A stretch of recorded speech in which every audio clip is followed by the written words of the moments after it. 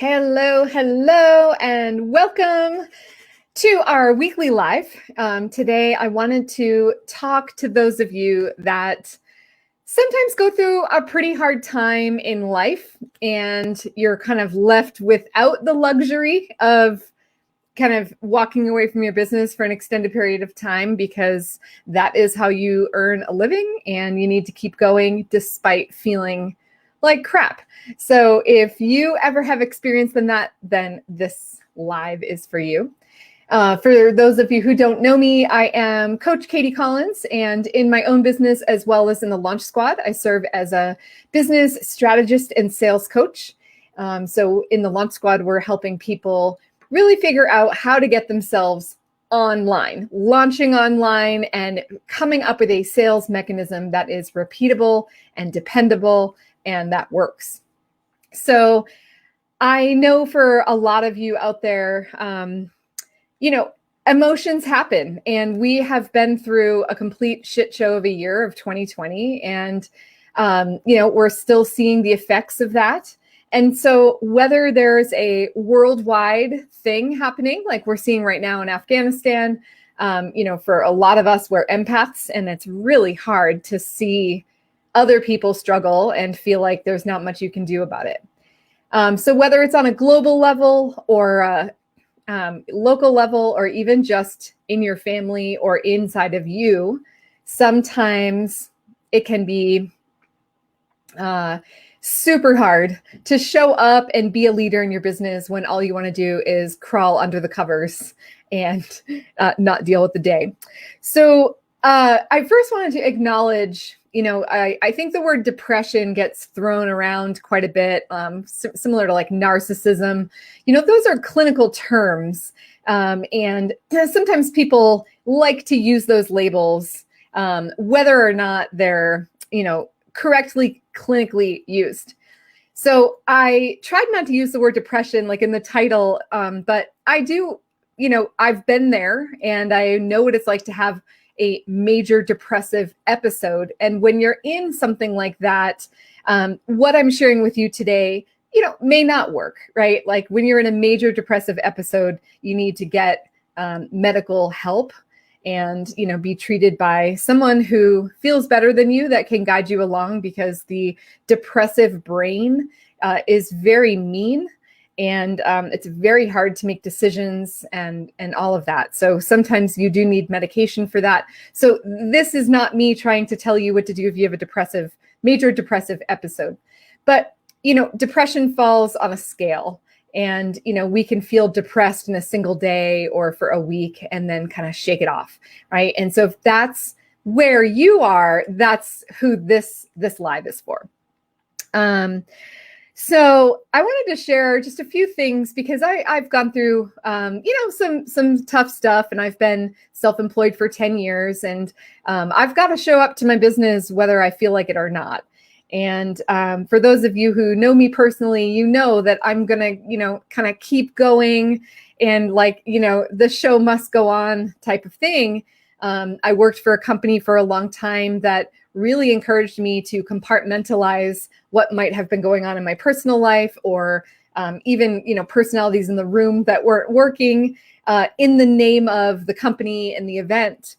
And while that was a great strategy for me to learn, I almost took it to heart, because I'm a 1 on the Enneagram, and it's either black or white, right? And so I almost took it to heart, like, you must compartmentalize to be successful in business.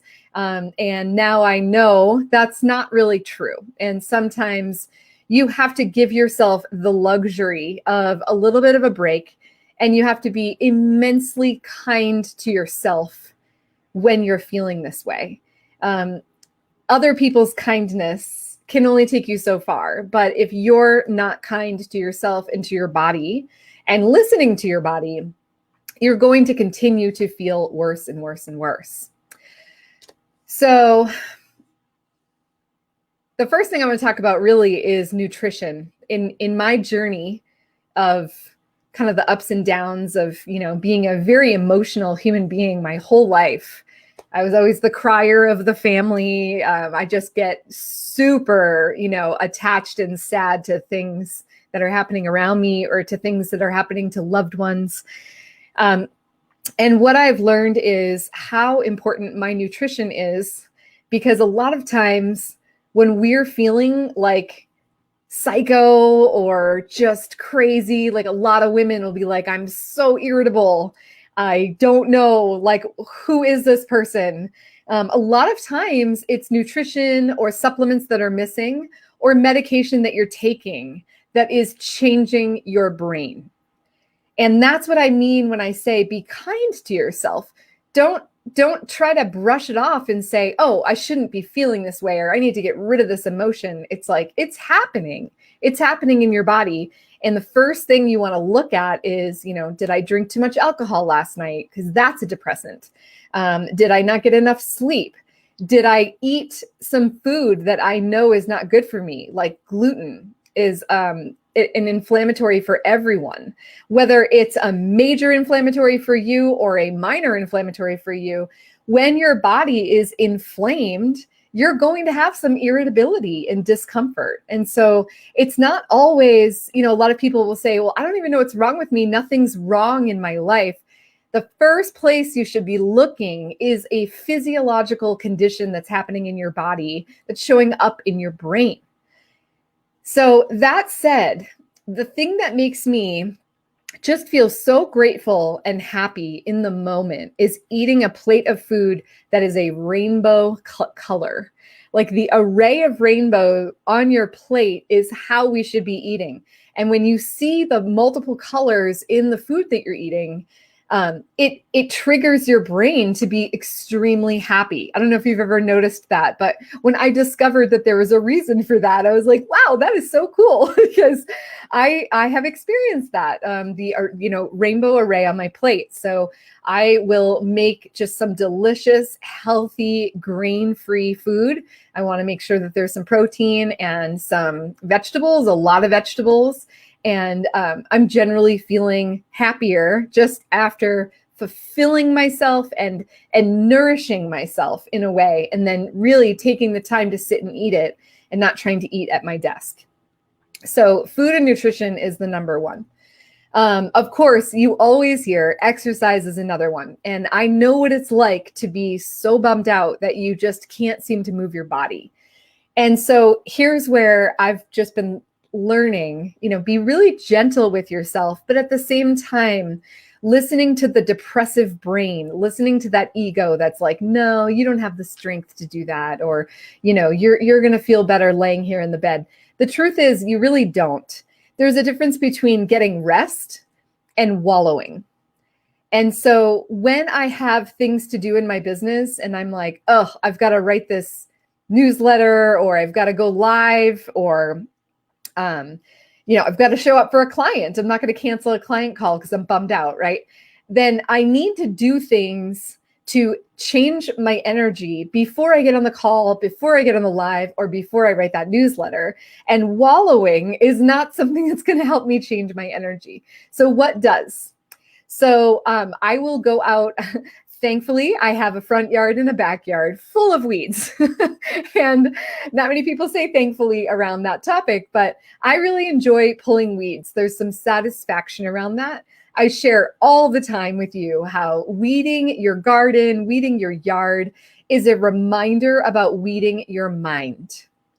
And so I will go outside just for 10 minutes and just pick a couple weeds and make my yard look a little bit better. I'll also go and I just bought these gravity chairs. And so they're like these recliners that, there's no kind of mechanism. You just lean back and it just stays reclined. So I'll go lay in that for 10 minutes and just get some sun. I also have been known to lay a blanket on the ground and sit up with my back up against a tree and just earthing, just allowing nature to give me some new chemicals, some new energy into my body so that I can move through the negative energy that I have and leave it outside and let nature take care of it. So those are some mini resets that I'll do, just 10 minutes. I may walk my dog around one block just to make myself get out and walk. And again, get that sunshine, that fresh air. While I'm walking, I'll take deep breaths, right? Like you may have heard meditative, starting with number 4, breathe in for a count of 4 and out for a count of 4. And of course, the longer you can slow down your breathing, the better. But for somebody that's just getting started, that's a good number to start with. So a lot of times I'll close my eyes and take deep breaths while I'm walking my dog.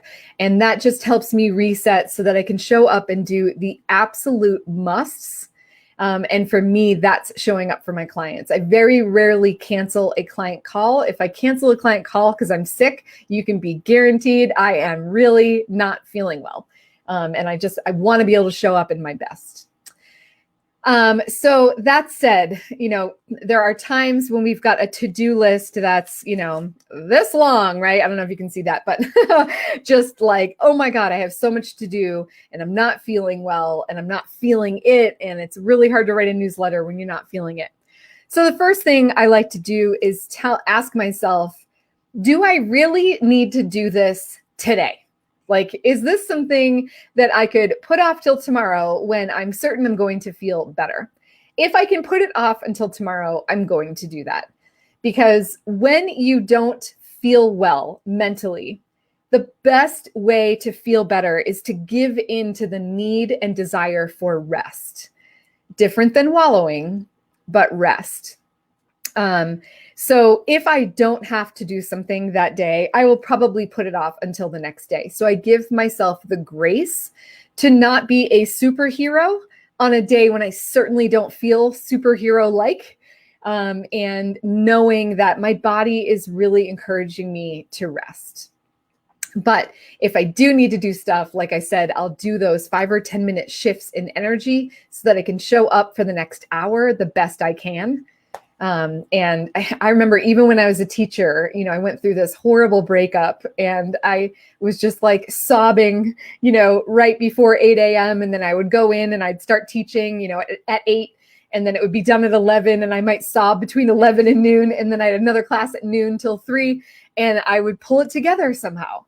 So remind yourself that you can pull it together, but you don't have to. So give yourself that grace to decide what needs to get done today and what maybe can be put off, or where can I get support when I need it. All right, so other ways, because we're not always working, and if you want to know that you can show up the next day and feel better, then what you do the night before, right, when you have a really bad day, how you handle yourself that night is going to ensure a better day the next day. So here are a few things that I like to do.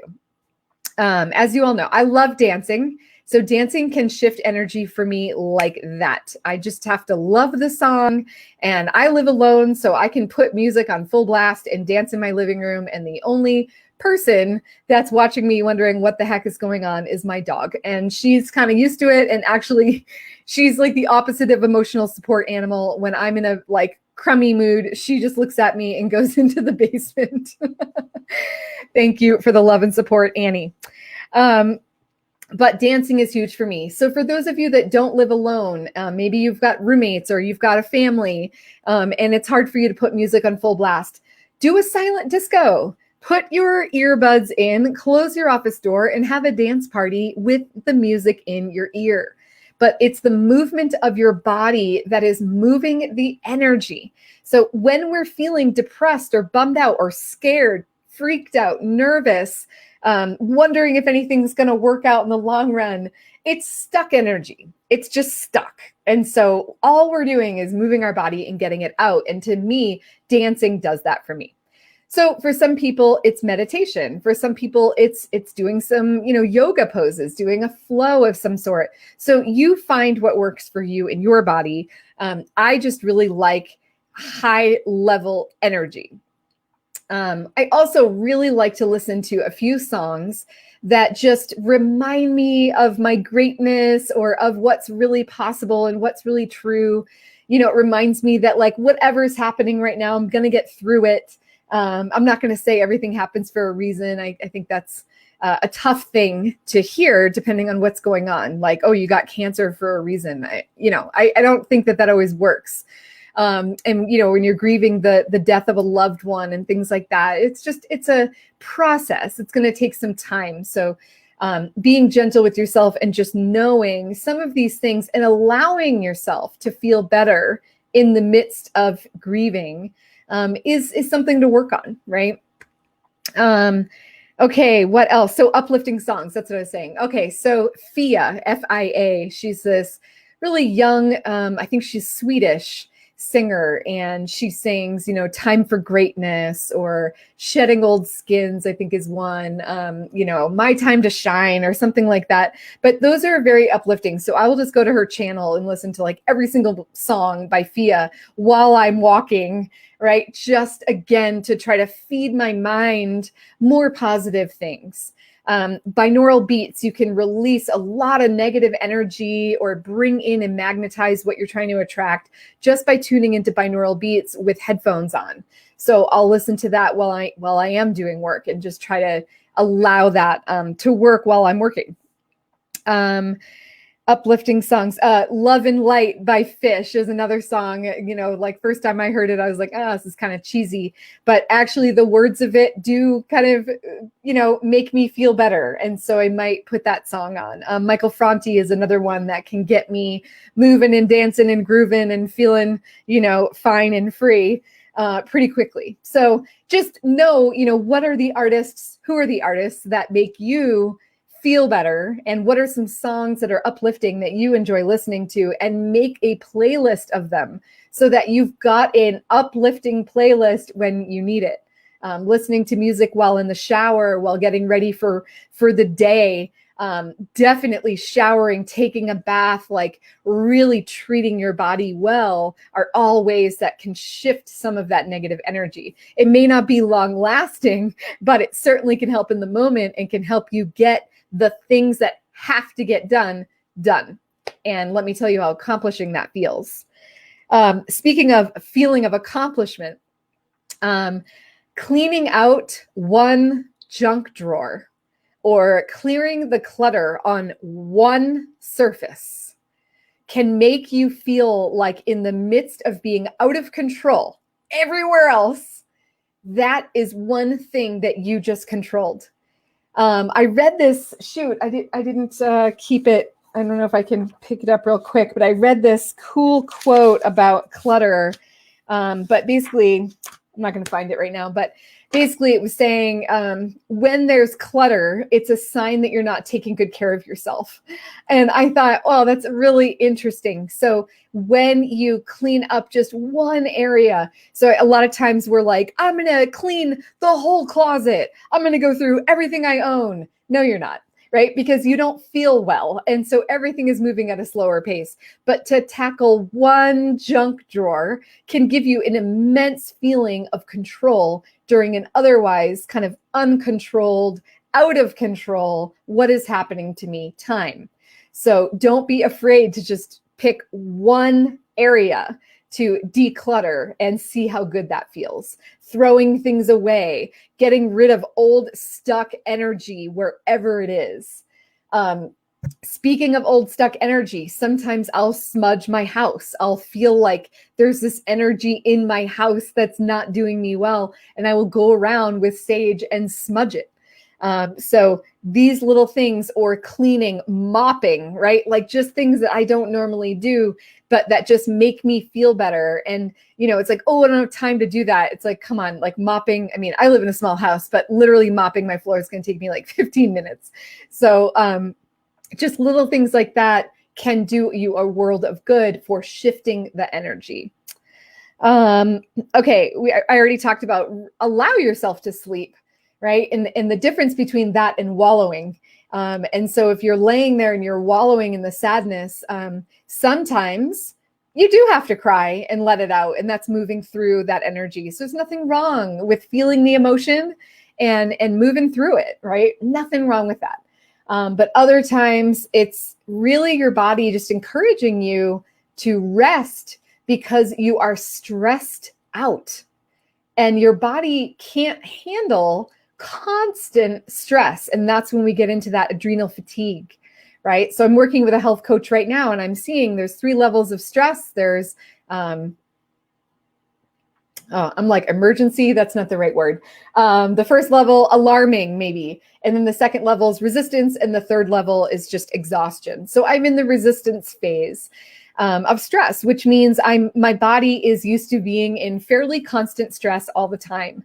And, so that's kind of scary to hear. Stress is what ultimately causes cancer and things like that. So it's really important to take the time to rest and put your feet up and acknowledge to your body, I hear you, right? Like, because sometimes we don't feel things until it's an emotional thing, and then we feel it. You can't escape it. So that's just your body giving you a sign. It's blowing the whistle on how you're being, and it's telling you to slow down and take a rest. So that is really important to get that 8 to 10 hours of sleep. Watch your alcohol intake, or don't drink any at all. Drink some tea. Be really nourishing to your physical body, because the physical body is who's screaming for attention right now. And when we take really good care of ourselves through food and rest and exercise and movement, that is how we start to feel better. So compartmentalizing and shoving it away over and over and over again is not, in the long run, the right thing to do. And that I had to learn the hard way. Okay, last thing I'll say is I've got a journal. I don't write in it very often, but when I do, it's because I'm moving through something, whether it's questioning something about my business or relationships, or just how I've been feeling or how I've been showing up, calling myself out on things. So when I journal, it's because it freaking mattered, right? Like I'm working through something. And a lot of profound stuff comes out when you journal. And then it's like we kind of close the book and put it away. And, we don't take it out again, if you're like me, until another time when you're processing stuff. So reread your journal. Remind yourself of the times that you have worked through something, and what did you come to realize on the other end of it, right? Like, I am worthy, or I am successful. I'm already successful, or here's what I'm grateful for. One of my favorite exercises I have people do when we talk about sales is writing a list of just all like the BS beliefs that you have, whether that means bullshit or blind spots, up to you. But all those beliefs that are just coming out of this egoic place that are telling you you're not good enough, or you're not successful enough, or you're never going to get there, you're never going to find love, right? All those kind of just things that are not supporting you. And then you rewrite each one into a positive. So if it says like, I'm never going to find success in my business, then the positive is, I am already successful, and I am welcoming in a new level of success each and every day. Right? And then you cross off all the BS side of things, and you read as affirmations the right side of things. And I find those affirmations to be so much more powerful for me than ones that were written by Louise Hay. God bless Louise Hay. She writes amazing affirmations, and she's helped me heal so much. But when they come from your own spirit, then you're affirming what you need to hear in that moment. So I've done that exercise so many times, and it's just fascinating to be able to open up the journal to any page and just see, what did I write here? Or what notes was this from? If I did like an energy healing session, I would take those notes in my journal as opposed to like a work notebook, right? It's more like inside my heart. But just rereading things that I've worked through or that I've determined about myself helped me immensely. And I always find, I don't know about you, but just like when I pick oracle cards, I've got this whole like shelf of oracle cards. Just like when you pick one or one falls out of the deck and it's like, oh, I guess that one was the right one for me. Opening to any page in your journal, same thing. This is the page my soul wanted me to read right now. And it just really helps me shift some stuff. So hopefully that serves and supports you if you're feeling just this, like, to Gina's point. Gina, thank you for being here. I know you're going to come back and watch the replay. But yeah, it's like moon energy funk. It's collective worldwide. What the F is happening? It's the market. It's the housing crisis. It's people just moving and shifting and changing, and it feels out of control. And when we feel that, or we're processing stuff that we may have compartmentalized, and now it's coming up and we're really facing it, right? Whether it's just like deconstructing a relationship that went awry, or letting go of the hurt and the pain that you may have experienced in a relationship or with a mentor, letdowns, client letdowns, mistakes that you're still holding on to, right? We're just going through stuff. And if you need to still show up in your business, like a lot of us do, we don't have the luxury of being like, oh, I'm just not going to work this week. There are things you need to get done. I hope that what I shared with you and just some things that I do to help myself feel better will help spark something for you, and know that you don't need to stay in a funk. It actually doesn't serve us to wallow in it. It serves us to process it in a healthy way. But what also serves us is to just deeply nourish our bodies, our minds, and understand that we do have the ultimate control over our bodies and our minds every single day. And it takes a little bit of habitual practice to do the things that make us feel better, in spite of a depressive mind that's telling you not to do that.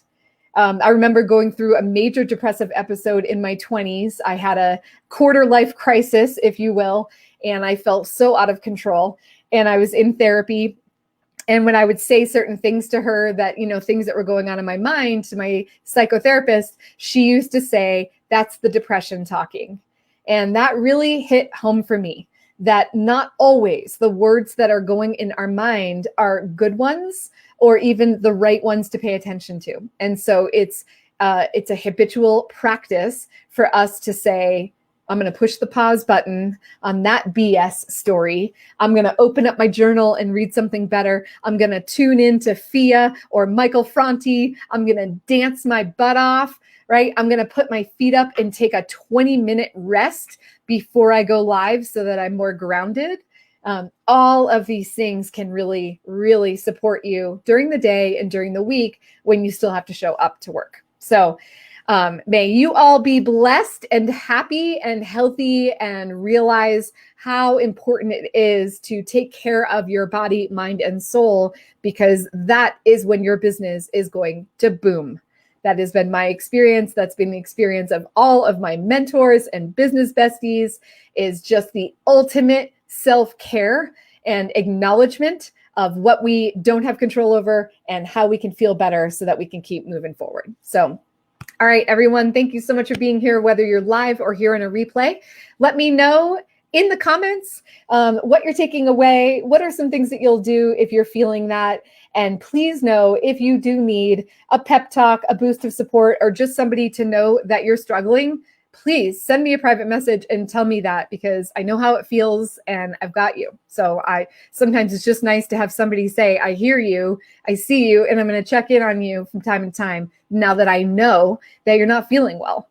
So it's normal. It's so normal. And I think we don't talk about mental health enough in our society. There are still so many beliefs around, oh, that must mean something's wrong with me, or I'm crazy, or I have to go on medication, and that means, that there's something wrong with me. It's just none of that. But like I said in the beginning, starting with nutrition is literally the best thing you can do to just see if that helps. Yeah. Okay. All right, everyone. Have a great Friday. Have a great weekend. And thank you for being here. Okay.